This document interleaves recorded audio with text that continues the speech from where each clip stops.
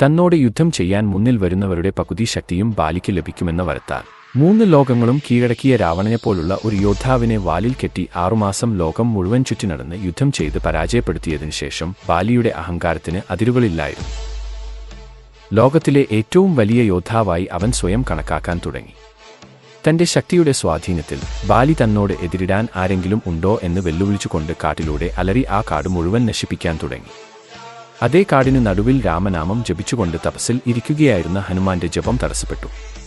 ഹനുമാൻ ബാലിയുടെ മുൻപാകെ ചെന്ന് അപേക്ഷിച്ചു, ഹേ വാനരാജാവേ, നിങ്ങളുടെ ശക്തിയുടെ അഹങ്കാരം ശാന്തമാക്കി രാമനാമം ജപിക്കുക. ഇത് നിങ്ങളുടെ മനസ്സിനെ നിങ്ങളുടെ ശക്തിയെക്കുറിച്ച് അറിയാതിരിക്കാൻ സഹായിക്കും.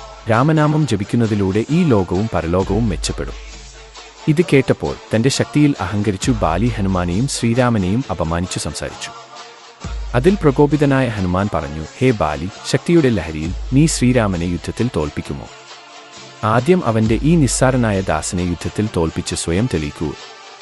അങ്ങനെ ബാലിയും ഹനുമാനും തമ്മിൽ യുദ്ധത്തിന് തുടക്കമിട്ടു. പിറ്റേന്ന് നിശ്ചയിച്ച സമയത്ത് ഹനുമാൻ ബാലിയുമായി യുദ്ധം ചെയ്യാൻ പുറപ്പെട്ടു പോകുന്ന വഴി ബ്രഹ്മാവ് അദ്ദേഹത്തിന്റെ മുന്നിൽ പ്രത്യക്ഷപ്പെട്ടു.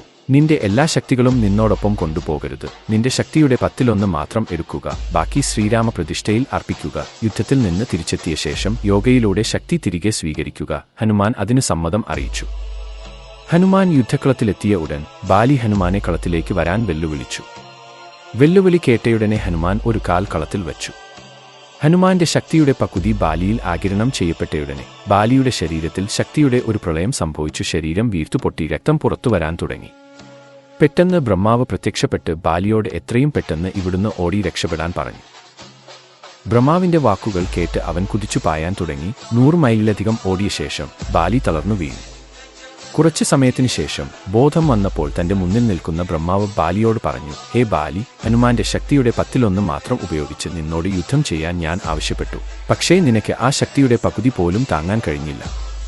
ഹനുമാൻ തന്റെ മുഴുവൻ ശക്തിയും ഉപയോഗിച്ച് നിന്നോട് യുദ്ധം ചെയ്യാൻ വന്നിരുന്നെങ്കിൽ ആ നിമിഷം തന്നെ അവന്റെ പകുതി ശക്തിയാൽ നീ കീറിമുറിക്കപ്പെടുമായിരുന്നു.